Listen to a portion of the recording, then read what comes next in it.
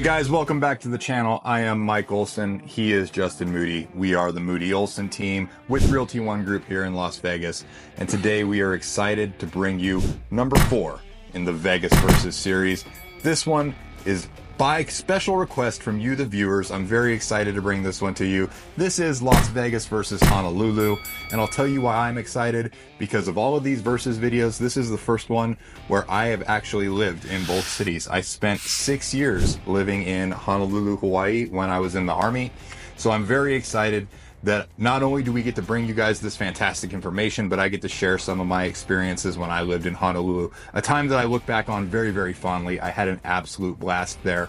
Have nothing but good things to say about Hawaii. Well, maybe a few small negatives, but we'll get into that as we go through the video here. Let's get right into it, guys.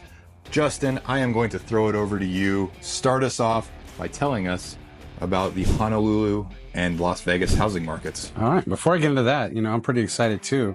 I actually have the opportunity to have my first visit to Honolulu, possibly at the end of August. That is exciting. I'm looking forward. I'll be leaning on you for some advice on places to go, places to eat. I would like nothing more than to tell you about some of the awesome places you can go visit in Honolulu. Looking forward to that. So let's talk about the housing market in Honolulu, Hawaii. There was 2 different ways you could break it down. I wanted to keep it as simple as possible and also be as honest as possible. Obviously the housing in Hawaii is going to be a lot different than the housing here. That is true. There's a big difference, not only in location as far as, what you're seeing, but also the type of housing. It's a lot of condos, it's a lot of townhomes. The average square footage on a home in Hawaii is a little over 1,200 square feet.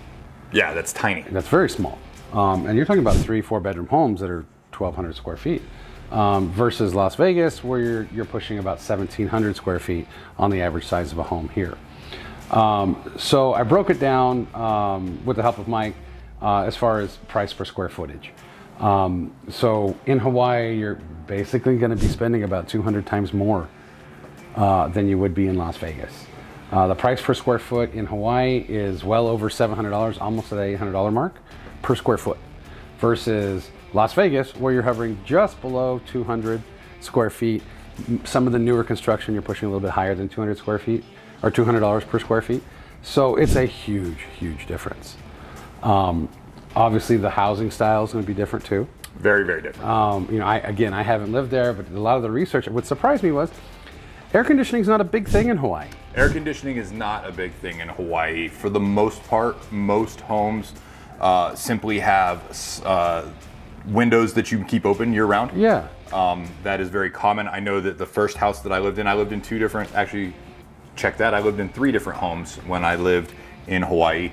The first home I lived in was a pretty standard 2-bedroom apartment. And then after we had our first child, 2 of our children were born in Hawaii. After we had our first child, the Army upgraded us to from an apartment to more of a townhouse. Okay. And that townhouse was actually built during World War II. It was made out of brick, and it had a slat style window where you could open the windows like this and it would allow airflow to go through the home. We did not have air conditioning in that home. And it was a bit humid and a bit sticky at times. I would imagine. And the square footage on that home was quite small. Now, that was military base housing, so it's not necessarily the same thing as the housing that you're going to find out on the economy. I don't want to mislead the viewers into thinking that we were living in base housing. So our home was provided by the military, and over the course of the 6 years that I lived in Hawaii, we lived in 3 different homes. Like I said, one was a 2nd-story apartment, one was a 2-story townhome, and then our final home that we lived in there was actually a single-family residence, 4-story, 2-story house. Or, I'm sorry, 4-bedroom, 2-story house that we lived in the Aliamanu Military Housing Reservation, which, for those of you who are familiar with Hawaii, it's inside the giant volcano crater right there adjacent to Aloha Stadium. So if you're familiar with Honolulu or with Oahu in general, you'll know where that is. But all of our homes were very different. They all had their own pluses and minuses. Obviously, that last one was our favorite of the bunch. But you are correct that the housing in Hawaii is very different. There's a lot of high-rise living. A lot of high-rise living, a lot of wood construction versus stucco or brick. Yes, a lot of wood construction, especially when you get out into the suburbs. You get a lot of small, flat-roofed ranch-style homes. Very small square footage, very high price per square foot. Like you were saying, $750 a square foot is the norm, compared to closer to $250 a square foot here. So, which is in 250. I mean, you're really getting up there. You know, $250 a square foot here in Vegas. Definitely, the average is definitely closer to 200 square feet here. What I also noticed though too is, you may hear somebody talk about what's the inventory like. In Hawaii, inventory is 1.7 months, meaning that if everything on the market sold, it would take about 1.7 months for it to close out. Versus Las Vegas, where we're about 2.5 as of the date of this recording, which is we're April 30th, 2024. So the inventory is much tighter there. And you know, I would imagine so, because it's an island, so there's limited space where you can build. So the only thing you can do is go up. Can't really go out. So that makes sense as far as having a lot of condos and townhomes and apartment style structures there. So the housing market is quite different. You definitely get a lot more bang for your buck in Las Vegas, and we'll talk about the different styles of living and the views and different locations later. But I just wanted to give you kind of a breakdown of what the housing market was like in Honolulu versus what we're looking at here in Las Vegas. So branching off of that, to pay that kind of price, the cost of living, I would imagine, is going to be up there pretty good. It certainly is, Justin. And not only is the cost of living up there pretty good, but, and I'm sure we'll get into these numbers a bit more, and we'll talk about these numbers a little bit now, and then when you start talking about the job market, we'll talk about these numbers a little bit more. But not only is the cost of living very high, but the average salary does not rise to match. Yeah. And what I mean by that is, I'm using the Nerd Wallet cost of living calculator, as I always do. We like to be consistent with you guys. We want to give you guys the same information video to video, so that you can go ahead, bring this information up on your own, check it out, make sure, don't just take our word for it, do your research, make sure that the stuff that we're telling you is what's applicable to you. As always, we really just want to make you informed buyers. But the bottom line is, if you take your pre-tax household income of $66,400, which is the median household income here in Las Vegas, in order to maintain that standard of living in Hawaii, in Honolulu, you need to make $121,000 a year. Now, that may not sound shocking after we've already done videos talking about Seattle and San Diego, where you need to make a similar amount of money to maintain the standard of living, but the difference is that the job market in those cities can support that. Whereas if you go to Hawaii, the numbers that I pulled up state that the median household income in Hawaii is just shy of $83,000. So if you can make the median household income of $83,000, you're still not going to come anywhere near being able to maintain the same standard of living, because in order to maintain that standard of living, you need to make $120,000. I'm not a math major, but that sounds like a difference of almost $40,000. That's a big chunk of change. That is a significant chunk of change. Needless to say, Hawaii is a very, very expensive place to live. Yes, it is. And there's a few easily explainable reasons for that. Number one, the housing cost, as we've already touched on a little bit, the housing cost is almost 200% higher. And that's simply because it's a highly desirable place to live with limited supply of housing, like Justin said. And anybody who's taken a high school economics class knows that when the supply is low and the demand is high, the prices go up.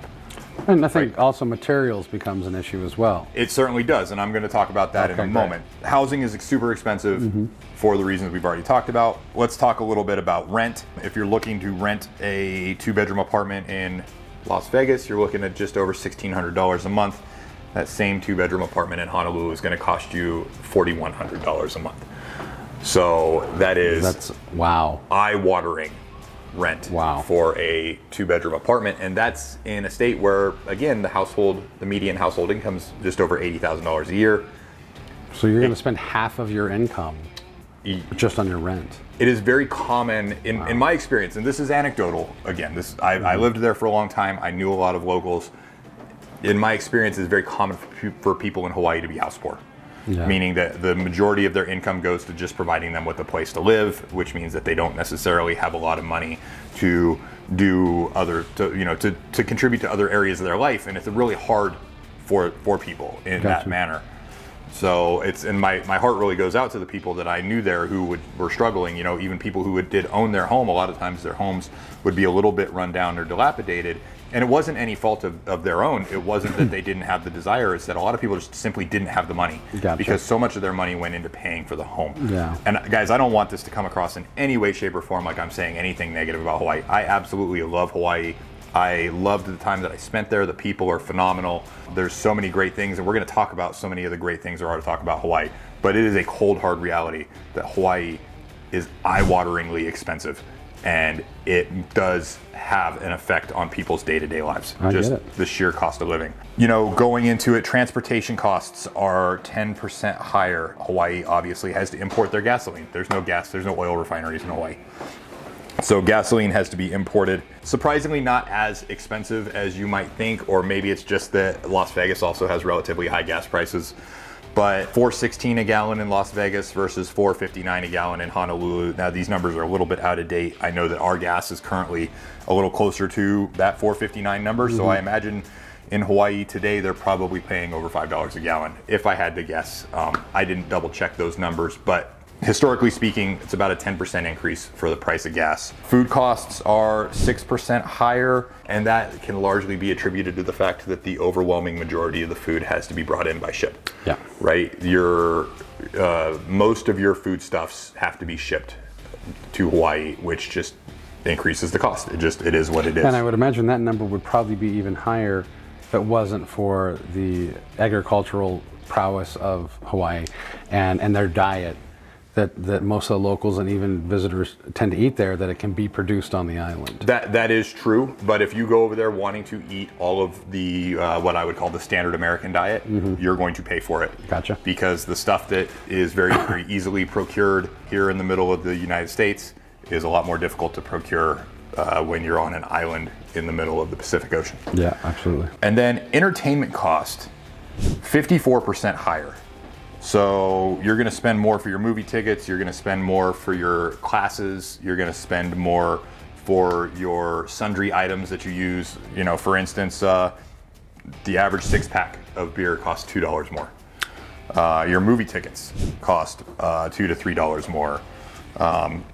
Says here they use yoga class as an example, and it says here that a yoga class is going to be on average $10 more per class, right? So a substantial increase. So your entertainment costs are going to be significantly higher, as are your healthcare costs. And there is some good healthcare in Hawaii. Like I said, 2 of my children were born there. We had, you know, a number of times when we had to interact both with the military medical system as well as the civilian medical system.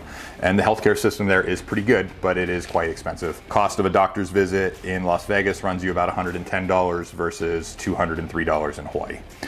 Cost of a dental visit goes from $95 in Vegas up to $120 in Hawaii. So, you know, optometrist, $96 versus $250. And then, you know, they use here cost of Lipitor, which is a common drug that is prescribed to a lot of people. $468 in Las Vegas versus $560 in Hawaii. So substantially higher. And I'm saying Hawaii as shorthand, guys. These numbers are specifically for Honolulu, which basically takes up the island of Oahu. Actually, if we were talking about the state of Hawaii and we were talking about some of the other islands, these numbers would actually go up substantially when you go to some of the other islands, where now not only do you have to get your food shipped to the island, but now it has to be shipped from Honolulu to wherever you are, whether it's Maui or the Big Island, or any of the other numerous outlying islands that make up the state of Hawaii. So actually, as cities go, like Oahu, in a lot of ways is the more reasonable place simply because everybody's there, so you get the economies of scale. Okay. It is just an extremely expensive place to live, guys. Now, I would argue that for a lot of people that expense is worth it, and if you can afford it, Hawaii is phenomenal. As long as you don't get that island fever. We'll talk about that a little bit later. But let's talk about how you afford that cost of living, Justin. And let's talk a little bit about the job market. Okay, well, let's talk about the job market. You know, we like to be upfront with you where we get our stats and our information. So I used U.S. News and World Reports. We've used it several times. You get an idea of what people are doing for a living in Hawaii. It's very, very similar to Vegas. Hospitality. It is a tourism-driven state. Very much a hospitality focus. Hospitality. is the number one employer. So the hotels, the restaurant, the beach activities, very much the number one employer in the state. And unfortunately, it's also one of the least paying jobs in the state. But most of the locals there are going to be in some sort of hospitality-driven industry or sales industry. The next biggest employer, I wasn't shocked, but I was mildly surprised. I'm not going to be shocked by this because I already know the answer. The military. The Department of Defense has such a massive footprint Yes. in Hawaii. As a matter of fact, I, to this day, still get emails from job recruiters because I have some of my profiles from when I retired out of the Army. I was living in Hawaii. Okay. And the main reason that we chose not to remain there is because of the cost of living and because I would have had to get out of the military and immediately jump up to a six-figure income in order to maintain our standard of living, and we would have no longer been able to stay in the house that we were in because that house was reserved for active members of the military. Makes sense. But there was no shortage of jobs if I wanted to stay there, and they were good paying jobs because the defense industry is such a large part of the economy. Yes. So you have, the tourism industry, hospitality, Department of Defense, education. There are several universities there in the Honolulu area. Good ones that too. they're very highly rated, that are, always looking for work, always looking to hire.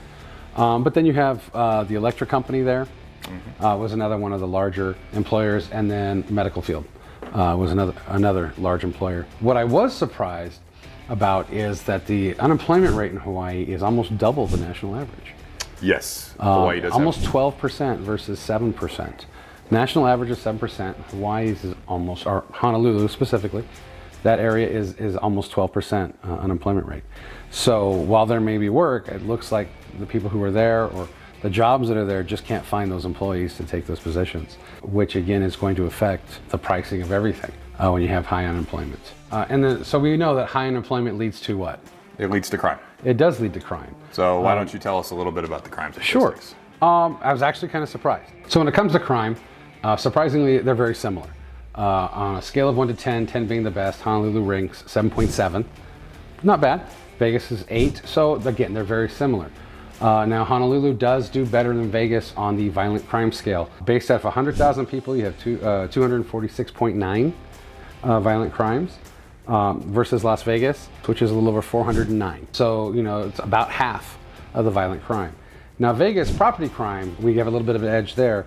In Vegas, our property crime per 100,000 people is about 1,700 versus Honolulu, which is 2,615 instances out of every 100,000. That's a pretty decent. That's over 1,000 more property crimes. But again, they're both rating higher than the national average. So they're both relatively safe cities. Did you ever feel endangered when you were in Honolulu? I certainly did not. I was actually the victim of property crime when I was there, but it was something petty. I was out with some friends and we had our motorcycles parked in downtown Honolulu, and I came back and somebody had vandalized my motorcycle. Somebody literally ripped the mirror off of my motorcycle. But that sort of thing is not uncommon there. Like you said in the statistics, the property crime rates in Hawaii or in Honolulu are fairly high. As a matter of fact, when you go to the beach, there's actually an ongoing epidemic of car theft, cars getting broken into. It's a big problem in Hawaii that, to their credit, the HPD, Honolulu PD, has put an enormous amount of effort into remedying that. So again, we're not here to bash anybody. We're just here to give you statistics. And there are, property crime issues in Honolulu. It is what it is. And you guys are free to take this information and do what you will, just like we'll readily admit that we have, some violent crime issues here in Las Vegas, slightly higher than the national average on violent crime. It is what it is. But I lived there for 6 years. I went all over the island, including to a lot of the places that people recommend you necessarily shouldn't go if you're a mainlander, out to some of the more locals focused area where they claim that mainlanders aren't welcome. And I can tell you that I was never anything but welcomed. Okay. I would travel around, I would treat people with respect, I would shake people's hand and look them in the eye and speak to them like they were real human beings, and they treated me with respect, and I never had any problems. So I have nothing bad to say about Hawaii when it comes to that. I have no problem telling you that I never felt unsafe traveling all over the island, making friends everywhere I went, having a good time, taking part in all of the wonderful things that Hawaii has to offer. Yeah, and I'm sure that a lot of people watching this are probably local to Honolulu, or at least very familiar with it, so we're not really telling them something they may not know. Right. Maybe just reminding them, and again, comparing what it's like to live in Honolulu versus what it's like to live in Las Vegas. There are going to be a lot of similarities. That's the reason why they call Las Vegas what? Las Vegas is the ninth island. The ninth island, which is hilarious. And it's very true. So, let's focus on something that's not as negative. Crime, unemployment, all that stuff is all the negative stuff. Now, you said that you loved living in Hawaii. I did. I know you. I know you pretty well. You're a big foodie and you like to have a good time. So let's talk about what can you enjoy in Hawaii? What is the nightlife and the dining like? So the nightlife and the dining in Hawaii, much like the nightlife and the dining in Las Vegas, is largely based around the tourism industry. Okay. Right? Even more so, I would say, than it is here in Las Vegas. Because yes, we have the Strip and we have Fremont Street, but you can get away from those areas and you can still find lots and lots of kind of bougie, niche, high-end dining locations. There's also lots of entertainment options away from the Strip and away from Fremont Street. Whereas I would say, in my experience, keeping in mind, it's been 10 years since I lived in Hawaii. So I want to, be upfront about that. But in my experience, the nightlife and the dining was largely centered around Waikiki, which would be Honolulu's version of the Strip. Right? Waikiki is a neighborhood in Honolulu where the tourism industry is intensely focused. A lot of those mega resorts and hotels are going to be in the Waikiki area. All of the mega resorts and hotels, not all of them, that's actually true. The majority of the mega hotels and resorts are going to be in Waikiki. And because that's where all the hotels and resorts are, it's where all of your high-end restaurants are. That's where all your steakhouses are, your seafood restaurants. The overwhelming majority of the fine dining or of the, more esoteric niche dining, all of that stuff's going to be concentrated around downtown Honolulu and Waikiki, which are relatively closely situated to each other. Whereas it's a little bit more spread out here in Vegas. You can go to get a really high quality steak. You can go get a really high quality meal without going down to the Strip or without going down to the Fremont Street area. And I'm not saying it's impossible. There's definitely some great restaurants outside of Waikiki, outside of downtown Honolulu. Some great restaurants up on the North Shore, some great restaurants out on the windward side and out on the leeward side. Those of you who live in Hawaii know what I mean by those terms. It's a lot more intensely concentrated around the touristy area as opposed to Las Vegas, where even though all that stuff is very concentrated around tourist area, there are pockets of it elsewhere, right? Summerlin, Henderson, up here in the Northwest, you can get good food, good dining, good entertainment away from those areas. Let me ask you a question when it kind of revolves around that. You said that most of the really fine dining, the steakhouses, are going to be in the Waikiki area, generally focused in those touristy areas. So if you're living in Honolulu, and you're probably not living in Waikiki. Correct. So how long was your commute if you wanted to go down to that area and enjoy a meal? I mean, is the traffic really bad, or? There's a couple of ways to answer that question. So the first thing you have to say is, when you say how long is the commute, well, it depends where you live. Okay. Right? If you live in Honolulu proper, in the city there, it may only be 15 or 20 minutes depending on traffic. Now, Hawaii, Honolulu has some of the worst traffic in the nation. Okay. The traffic there is absolutely terrible, and that's because the freeway system there was simply not designed to hold the population that has come to be there. Almost a little over 1 million now. Yes, and that freeway system was probably designed for a population of half that size. Okay. Morning rush hour traffic and evening rush hour traffic are absolutely brutal. You're talking complete parking lot on the H1, which is the main freeway that goes into Honolulu. Complete parking lot on the H1, going into town in the morning, going out of town in the afternoon. It's really bad. Whereas we don't necessarily have that kind of traffic here. I mean, we get some traffic right there on I-15 near the Strip and the Spaghetti Bowl, if you're familiar with Las Vegas. I mean, they always say the Nevada state flower is a construction cone. That's true. So it seems like our roads are always under construction. That's true, but our traffic does not hold a candle. Gotcha. I would put Honolulu traffic up there with downtown Los Angeles or downtown Houston traffic when it comes to just sheer pain. It is really, really bad. Understood. But then if you go, on the weekends, you can travel around no problem. So it just depends. Or at least you could 10 years ago when I was there. I don't necessarily know how that's changed. But as far as how long does it take to travel, again, it depends. Do you live up in Kaneohe? Do you live on the windward side? Or do you live out in Eva Beach on the leeward side? Then that can take, even without traffic, if you're coming from Eva Beach, it's probably 30 minutes to get to downtown Honolulu. Now with traffic, it'd be an hour and a half. Same thing coming from Kaneohe, it's about a 30-minute drive. With traffic, maybe an hour, it depends. Traffic coming from that direction doesn't get as bad as the traffic. The worst traffic is the traffic coming from the leeward side. That is the west side of the island going east into downtown Honolulu. That's where the worst of the traffic is. Okay. So Mike, before we get into outdoor living, which I know you're really excited about, I wanted to bring up something that you'd mentioned before. You said that when you retired from the military, you were in Hawaii. Correct. And then you said you left because the cost of living was a major factor. Yeah, it was one of the main reasons we left, yes. So talk to me about transitioning out of the military and leaving Hawaii and finding that next home. I know it wasn't Vegas, but finding that next home. So if somebody's getting ready to leave, which is actually part of the reason why I might be going to Hawaii in August, if somebody's getting ready to leave the military and they decide, hey, you know what, this is not someplace that I can stay, what are some of the steps that they can take to make that transition easier? I got to tell you, it's a challenging transition. And the primary reason for that is that if your intent is to have a job lined up wherever you're going, it's very, very difficult to attend job interviews when you live in Hawaii. Now, that's probably a lot easier today because of things like Zoom and the prevalence of the video chat systems that we use today, and we're much more used to doing business over those systems, especially post-pandemic. Whereas when I retired out of the Army in 2014, that wasn't really a thing. We did have video chat, but it was not very largely used for business, certainly wasn't being used for things like job interviews or anything like that. So when I left the military, I was very fortunate to be in a position that I had a combination of two things that people in the military will be familiar with. One of them is called terminal leave, and the other one's called permissive TDY.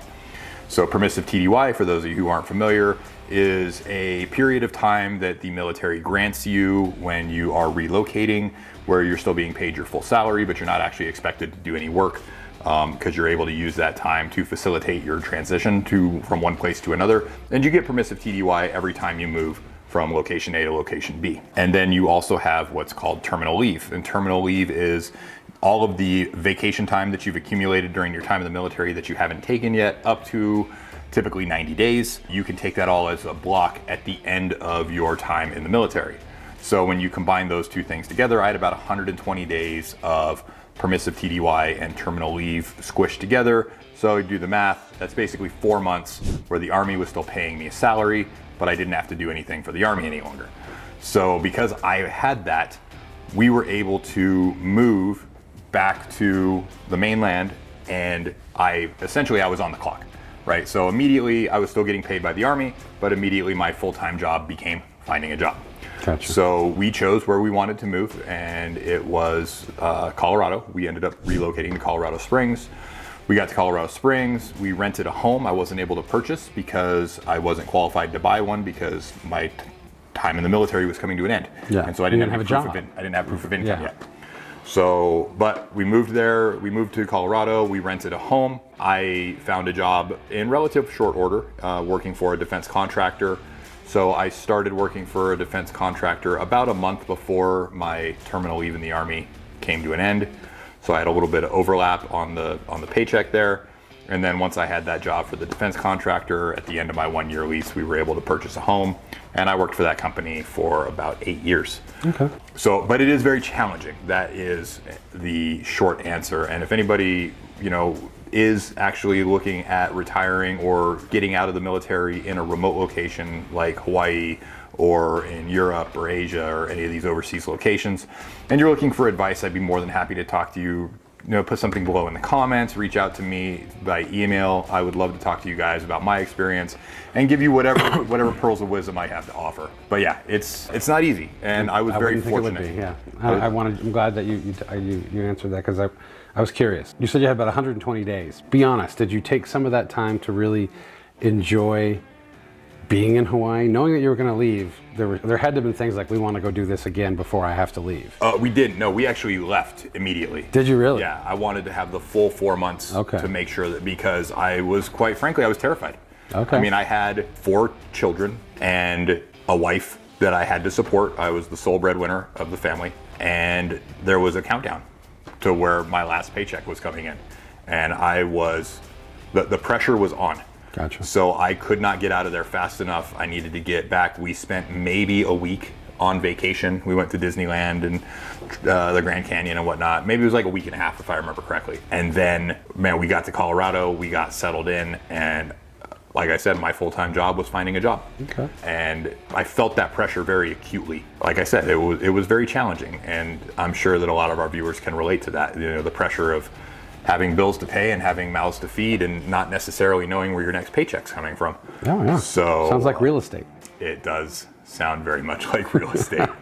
Yeah, I now that now that this is what we do, and that every 2-week paycheck is not a thing that exists in our world, I'm actually reminded of that pressure quite a bit. Only now, instead of looking for a job, now it's it's looking for the next deal. Gotcha. So leaving Hawaii, there has to be places and things that you miss. Knowing you, the golf and the bike rides and the outdoor life, what are some of the things that you really enjoyed while you were there, and the things that you really missed? Of course, the golf is phenomenal in Hawaii, and surprisingly for me, as somebody who was in the military, it was actually surprisingly cheap, because the military has a number of golf courses on the island that are open to the military and their family members and retirees, and those courses are fantastic. Navy Marine Corps golf course right there next to Pearl Harbor is one of my favorite golf courses in the world. I have played probably over 100 rounds at that golf course. Beautifully maintained. The clubhouse is absolutely fantastic, and it's a course that you and I would like, because of the fact that the plot of land that it's built into is basically a big square, which means that you have a lot of holes running adjacent to each other, which means that if you hit a slice, all you have to do is walk over to the next fairway and hit it back. So you're always in the fairway. You are always in the fairway at that course. Now, if you go up to the golf course on the Army base up at Schofield Barracks, that base is actually up in the forest, so it's a lot more difficult. There's a lot more lost balls going on up there. If you go to Kaneohe Marine Corps base and you go to the Kaneohe Clipper, they call that the Pebble Beach of the Department of Defense, right? You got 4 holes running along the cliffs on the ocean.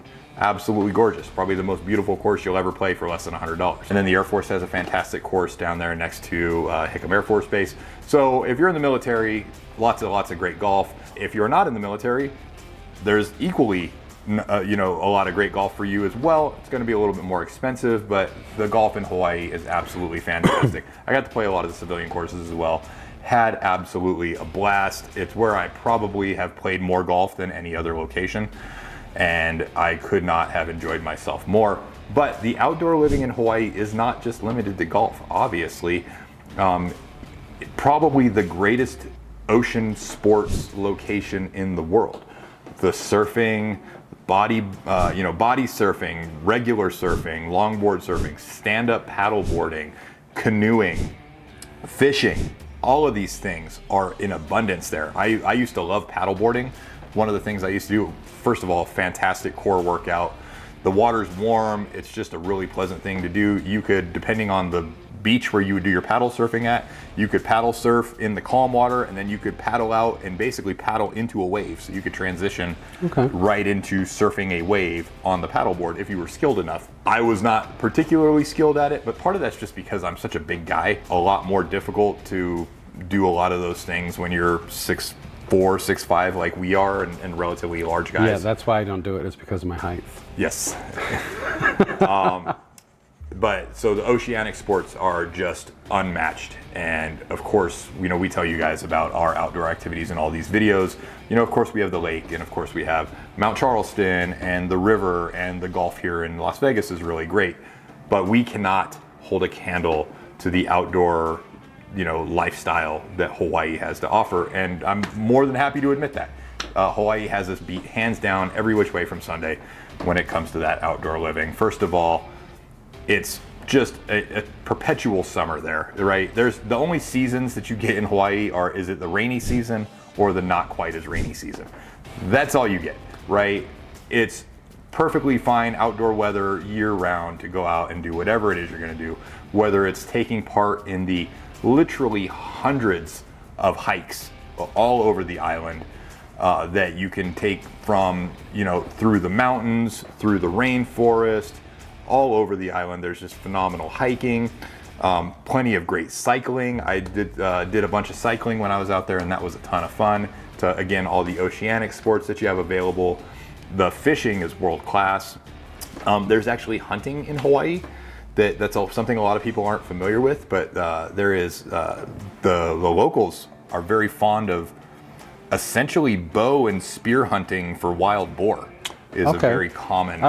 In my mind, I was trying to think, what would they hunt on an island? But wild boar is definitely a big problem on islands. It is. I get that. So, and then of course, like I said, we got the golf, and then there's plenty of just outdoor activities to do as far as you go down to the park and you have people doing Tai Chi, and you have disc golf, and you have tennis courts everywhere and basketball courts everywhere. And just in Hawaii, you just want to be outside all the time. It seems like all the research that I've done, it seems like Hawaii is really based on that outdoor living. Even in the homes, the way that they're built, they have huge lanais where you can have that indoor-outdoor living. The restaurants all have patios. A lanai is a patio for you mainlanders. Okay. The restaurants all have patios. Most of the shops are going to be open air or have big doors where you're like at an outdoor mall. Yes. So that outdoor lifestyle in Hawaii definitely seems to be the prevalent lifestyle. It absolutely is, to the point that you can go into a high-end steakhouse in Hawaii, and a common sight is to see somebody enjoying a meal that cost in the hundreds of dollars while wearing a Hawaiian shirt, a pair of shorts, and a pair of flip-flops. Hawaiian tuxedo. Slippers, as they're called in Hawaii. Okay. Just to prove my credibility here. I even got a rice cooker, still to this day. Okay. This got to be Hawaiian enough, right? And I love Spam, so. Oh, there you go. So, Mike, take us out of this video. Let's sum up what we talked about, and then give us your final thoughts on living in Honolulu versus living in Hawaii. Yeah, I would absolutely love to. Here's the bottom line, guys. Hawaii is just an absolutely fantastic place to live if you can afford it, right? And that's what it really comes down to. Can you afford the cost of living there? Can you afford the housing? Can you afford the food? Can you afford it? And are you willing, and this is a big thing, and this is something I experienced in the 6 years that I lived there. If you're not a local, if your family doesn't live there, if you didn't grow up there, are you willing to be that far removed from the mainland?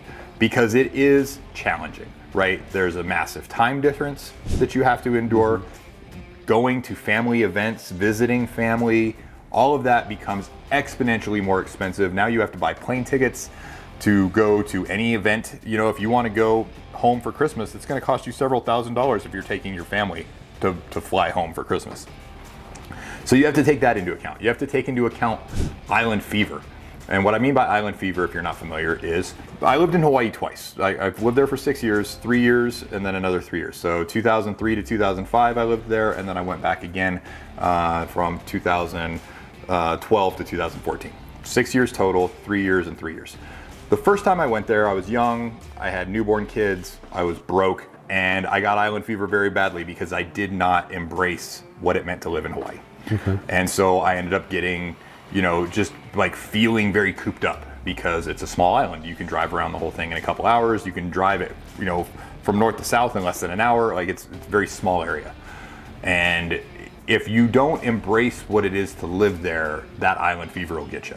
Now, the second time I went back, I was a little bit more mature. I had a little more money in my pocket. I had a little better sense of who I was as a person.